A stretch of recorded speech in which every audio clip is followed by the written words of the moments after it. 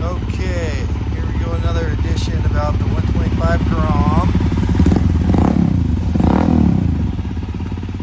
This is about the Grom not being one of these.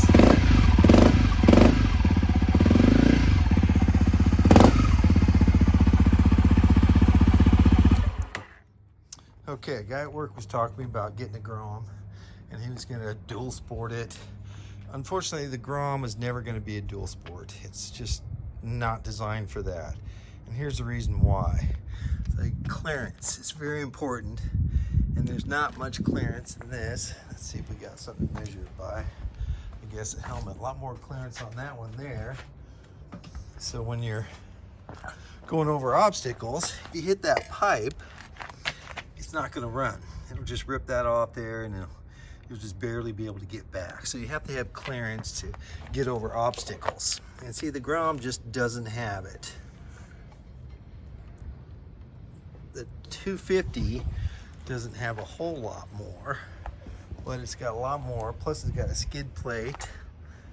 So you have to have that clearance for the skid plate, and also the bigger tires. See, these here will never, no matter how much money you put into the forks and rear shock, it's never going to be this. See, just night and day difference clearance wise. I mean, that's why I got this one, because I thought about putting some money into the Grom, and there's actually people that put thousands of dollars into doing the suspension and mod to the engine and stuff. I mean, it's just a 125 air-cooled engine. It puts out like 8 horsepower. You put $500 into a power commander and another couple hundred into the air filter and different things like that, and you're going to get, what, 2 more horsepower? So you maybe get to 60 like within a few seconds faster. But see, it's just not that. And then the clearance on the back, I mean, you're never going to have a lot of clearance to get over things. So if you want to put $5,000 into a $2,500 motorcycle, I mean, go right ahead. It's your money. You can do what you want, but do not try to make a Grom a dual sport, because it'll never be a good dual sport bike. I mean, you could ride it off-road. I've ridden this one off-road, but not for very long. That's why I got that one, because I like riding off-road, and it makes a big difference having this amount of travel. Let's see, that's measured up with this. That amount of travel in your front suspension, and then not even that. I mean, you got maybe a couple inches here. So just try to save your money on making this something that's never going to be, it's a good all-around bike and this and that, but it's never going to be a dual sport bike. So don't fool yourself and put money into it trying to make it that. You're better off just putting money into something like this.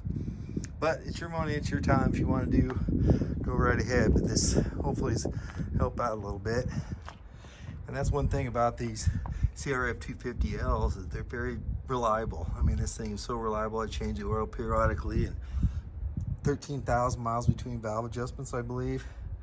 So it's a great bike, and it's twice as big engine as the Grom.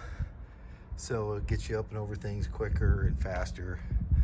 But yeah, if you're gonna want to get a dual sport bike, just get a dual sport. Don't get a street bike and try to make it a dual sport bike, because those days are over. I mean, I'm talking about when they first came out. That's all you get with street bikes, and you just took everything off to make it a dirt bike. Well, it's not that way anymore. So,